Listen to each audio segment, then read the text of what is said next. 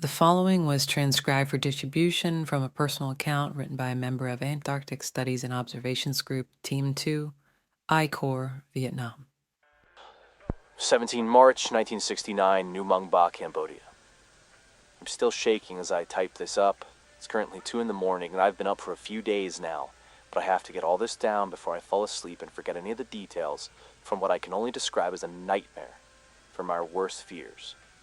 Our unit, combined with a Marine Force recon team, were tasked with finding a U.S. Army long-range reconnaissance patrol that had lost contact and seemingly vanished without any explanation. Nobody had heard from them in around 20 hours, and they missed several comm windows.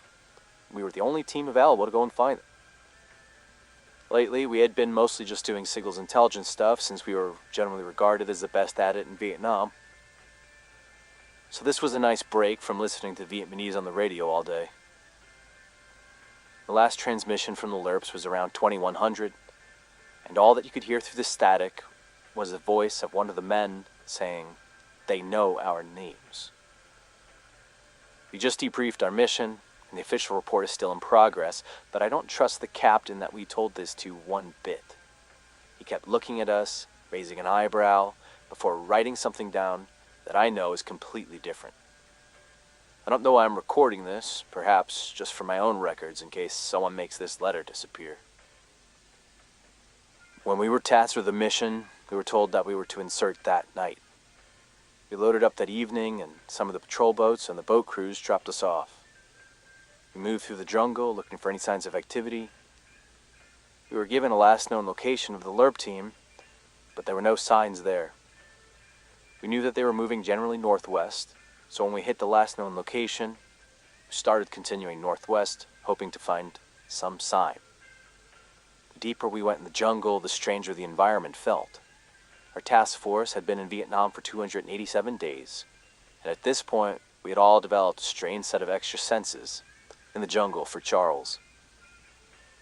More of those damn winged creatures, or any of the other stuff we've encountered at this point. We're definitely giving the chaplain a run for his money after some of these missions. We eventually found what we believed was the wrong position for the LRPs. There were half-eaten sea rats and equipment abandoned. It was like they had gotten up and left halfway through the night, leaving everything they were doing or carrying behind. We set up there for the night, holding security and waiting for any clues as to where they had gone. Around 0100, I was up maintaining comms, and our pointman spotted a lone figure near the edge of camp. The figure claimed to be Specialist Robert Delaney, insisting that he'd been separated from his unit only for a few hours. His eyes were off. I can't really explain it, but they just seemed like someone who had been living in the jungle feral for years. Throughout the night, more emerged, and they each repeated the same account that they'd only been missing for a few hours. When the sun came up, we did a quick recon of the surrounding area. Our team leader and myself went with 2 of the Marines. We moved southeast to check our trail, and then swept around to continue northwest, doing some short route recon. We moved down a large hill, and towards the bottom, one of the Marines pointed ahead. We saw the glint of a wristwatch in the morning sun. As we moved closer, we could make out more details. The outline of bodies became noticeable, and we saw the 6 missing LRPs. It looked like they had been dead for about 24 hours at this point. The location of the bodies is roughly 48p, about 40 clicks southeast of the Nung River.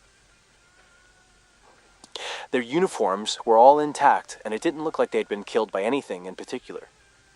We quickly moved back to our camp, and as the hours passed, guys were interacting with the LRPs, and the 4 of us that had discovered the bodies pulled the Marine team leader and assistant team leader aside.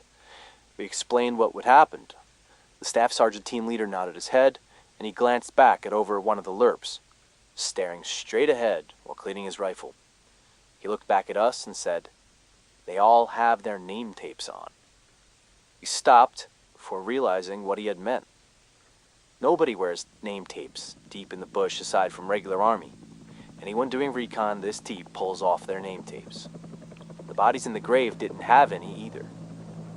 After our meeting, we gathered everybody and started talking to the LRPs. I tried to explain to them that they had been missing for days, and many of them repeated the same lines at first, and eventually the atmosphere shifted. I couldn't shake the feeling that something was off, and my radio started picking up fragmented voices. I wasn't able to pick out anything in particular, but I was listening intently as the voices picked up in speed and volume before our medic made a noise. I looked up, and I saw one of the rescued men suddenly contort, his neck snapping unnaturally and his body crumbling into black ash. I watched as the others became hostile, their movements jerky, inhuman. Our team leader started firing his M16 at them, and the rest of us followed.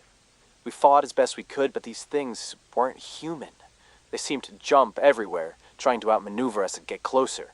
When we put enough bullets in them, sort of cracked, they crumbled like a dried husk before a black shadow released from it and then vanished into the sky.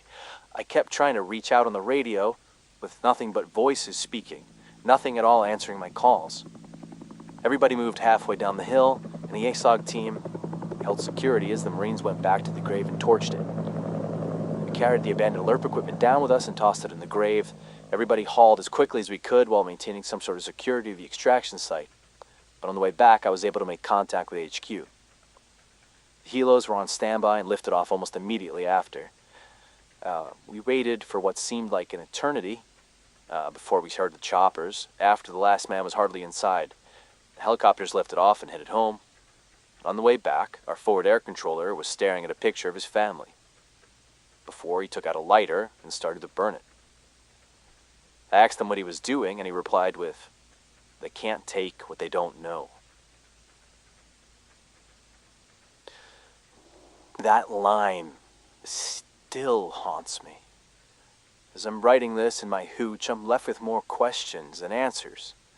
What really happened to the LERP team? Were we dealing with something that reanimates their forms or steals their souls? If one of these things manages to overtake you, are you damned for eternity? The official Marine Corps report misses the true darkness of this mission. It makes it seem like another routine search for a lost team that was ambushed. I fear what lies in these jungles. I'll file this report with ASOG. I'll send it out in an air pouch, and hopefully, one day, someone can make sense of what happened out there. Chris Mercer, ASOG Team 2, Vietnam. On the basis of this personal account from the ATL of ASOG Team 2, the official MAA report has been changed to KIA for the missing LERP team. ASOG has recommended that U.S. personnel remain out of the area, and any future incidents will be assigned to Task Force 153, the Joint ASOG USMC Force Recon Task Force. Attached to the letter is a photo, some of the members of Task Force 153, including Mr. Mercer. An immediate fielding of lightweight mesh neck gaiters in OD green and black will be initiated in this AO to assist in concealing identities from these anomalies.